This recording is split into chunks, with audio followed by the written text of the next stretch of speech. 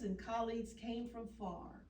Elder neighbors who loved me through the hardest days of research and elder care of my daddy, through the crack epidemic, fake care of stepkids who left daddy drooling from the putrid red beans, poisoned by a layer of moldy slime swimming across the top of the big black iron pot I found in the filthy mice and rat-infested kitchen with only a piece of roof dangling, roaches flying from nest to nest like birds. My family remembered that crackheads stole everything not nailed down, didn't leave daddy a pair of shoes. I had to draw around his feet on cardboard for sizing. The shoe store clerk wanted security to remove me until I stood my ground and left with a tan pair of huaraches and slippers for daddy. Doctors thought daddy deaf and deteriorating from dementia, but he had just closed his ears and leaking eyes to the disappointment he saw in his stepkids and transient men who took over his home, his life with no hot running water, a broken toilet, weeds growing through the bathroom floor from the dirt ground 4 feet below the clawfoot cast iron tub, leaning through the broken floorboards rotten from neglect. Took me 2 years in and out of court to get rid of those niggas.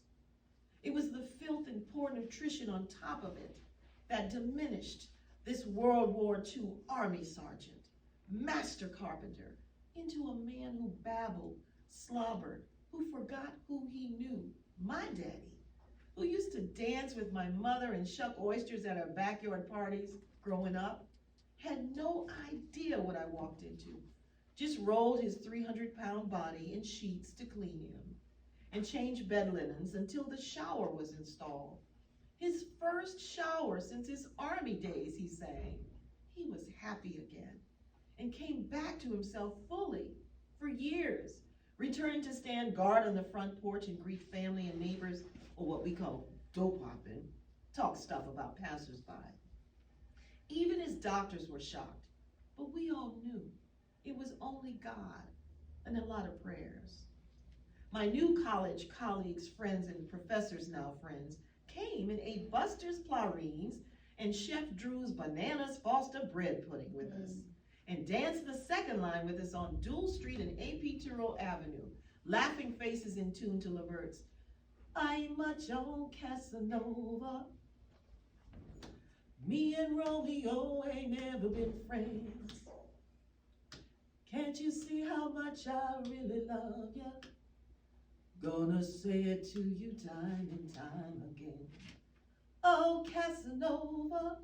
They thought my family was celebrating my degree.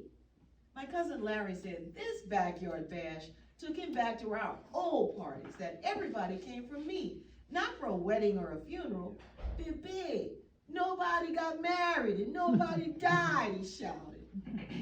They came from me, for watching me love daddy back to health, back to himself, back to our family, and yes, the PhD of family first, bringing us all together the way we were all raised. Only God, we said, only God. Cicada sang through the evening, serenading the nights, until stopped only days later by Hurricane Katrina fanned across the Gulf. That was our family's last time all together, with longtime elders Mush, our jazz crooner, the fishnet-making Leons and great gumbo Cerise no longer here. I told my family maybe I'll write a novel about those hard days of waking up to a strawberry, a crackhead whore, peeping over the African beads on my dresser, and daddy with no shoes. I'll change the names to protect the guilty. It was hotter and more humid years ago, the last time our family was all together, when nobody died and no one got married. I'm a Joan Casanova. Me and Romeo ain't never been friends.